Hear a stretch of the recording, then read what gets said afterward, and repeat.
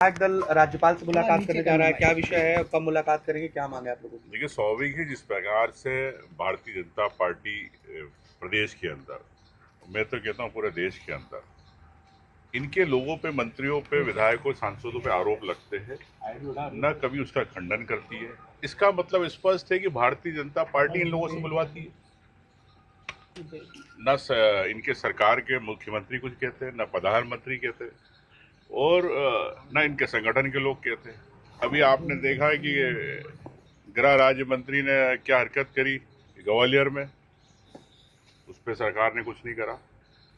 इस घोटाला हुआ, परिवहन घोटाला, उस पर सरकार और पार्टी संगठन ने कोई नोटिस जारी नहीं किया, कोई संज्ञान नहीं लिया। नरसिंह घोटाला हुआ, उसको लेके कोई विश्वास सारंग के खिलाफ कुछ नहीं हुआ, गोविंद राजपूत के खिलाफ कुछ नहीं हुआ। तो इसी कड़ी में अब आ गए विजय शाह, जिन्होंने एक महिला का नहीं, सेना का अपमान किया है।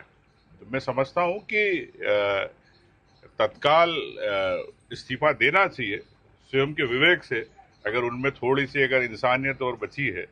और मैं समझता हूं कि अब उनका कार्यकाल भी, समय भी पूरा हो चुका है, कई बार रह लिए। और अगर भारतीय जनता पार्टी इस्तीफा नहीं करवा पा रही तो मतलब भारतीय जनता पार्टी के नेता कठपुतली बन गए विजय शाह के सामने।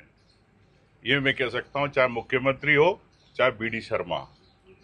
तो 24 घंटे हो गए, से ज्यादा समय हो गया है, अभी तक इस्तीफा नहीं हुआ। और आज सुप्रीम कोर्ट में इन्होंने अपील करी, हाई कोर्ट के आदेश पे सुप्रीम कोर्ट ने कोई राहत नहीं दी, और उल्टी इनको वहां से टिप्पणी मिली कि आप हाई कोर्ट जाइए। और हाई कोर्ट, अभी मुझे जानकारी मिली कि हाई कोर्ट ने कहा है कि जो एफआईआर दर्ज हुई है वो उसमें जुर्म नहीं बनता, नहीं है, तो तत्काल हाईकोर्ट ने भी तत्काल संज्ञान लेके उस पर करी। तो मैं समझता हूं कि मुख्यमंत्री जी, अब आप कुंभकर्ण की नींद से उठिए। वीडी शर्मा जी, आपको भूपेंद्र सिंह जी ने बोला था, ये तो अभी आया 4 साल 5 साल, जब भी आप कुछ नहीं कर पाए। तो इतनी सारी घटनाएं हो रही, तो इसका मतलब भारतीय जनता पार्टी के नेता खुद ही करा रहे। विजय शाह तो मोहरा है, एक वहां पे ठाकुर बेटी थी उषा ठाकुर जी, वो तालियां बजा रही थी एक महिला को लेके। तो मैं समझता हूं कि इसी कड़ी में आज महिला कांग्रेस के द्वारा एक विरोध प्रदर्शन है, और हम लोग कल विधायक कांग्रेस पार्टी कल राज्यपाल से मिलेंगे, और राज्यपाल जी से यही कहेंगे तत्काल ऐसे मंत्री को बर्खास्त किया जाए। क्योंकि स्थिति आप देख रहे हैं कि सरकार और बीजेपी बिल्कुल निरंकुश हो गई है।